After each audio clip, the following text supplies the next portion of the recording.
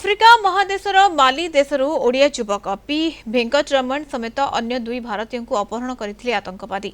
ओडिया युवक जनक हेले गंजाम जिला हिंजिली समरछुल अंचलर। समस्ते सुस्थ एवं जीवित थिबा एक मास पर भेंकटरमण बंधु मांडा रामकृष्ण पाखक इमेल द्वारा माली देशर बामाको स्थित भारतीय दूतावास पक्षर सूचित करा जायछि। खूब शीघ्र समस्त ठाब कर सुरक्षित उद्धार करने सुरक्षा बल को निर्देश दी बोली मालीर वैदेशिक मंत्रालय तरफ कहुଯାଇଛି। एने परिवार एवं भेंकटरमण बंधु सहित अधिक आलोचना कर हिंजिलिकाटू रिपोर्टर पवित्र पात्र। जुलाई 1 ठारू अगस्त 2 तारिख पाखापाखि मासे धरी पश्चिम आफ्रिकार माली ठारे अपहरण रही हिंजिलिकाटू ब्लॉक समरचोल ग्रामर पी भेंकटरमण। तेबे भेंकटरमण बंधु रही रामकृष्ण तांको पाखकू से दूतावास पक्षर गोटे सूचना मिली जे भेंकटरमण सेठारे सुरक्षित और सुस्थ रही।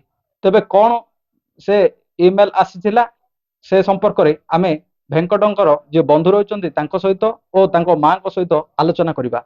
कौन कहे रामकृष्ण बाबू आपण पाखु मेल आसला कौन आसी मेल?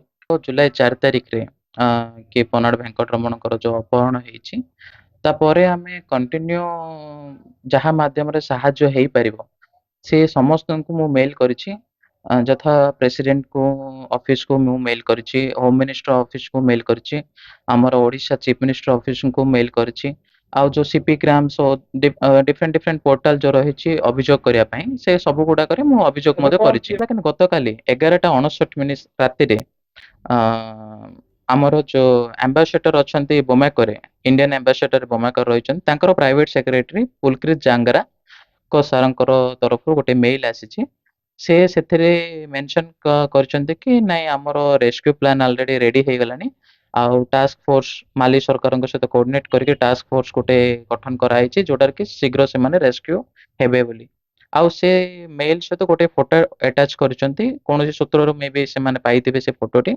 से फोटो रे पनाड़ भेंकटरमण आउ दुई जण भारतीय हमर सेठी अछन्ती गोटे रूम रे कहि देकी अछन्ती कि मासेला किछि जणा पड़ नतला सर कांदी बुबेकी अछि। आज को पुत्रा कहले कि माँ गोटे आछि फोटो पुअर आछि देख बेल कर धाई गले देखिले मते टिके साहाय्य मिलला।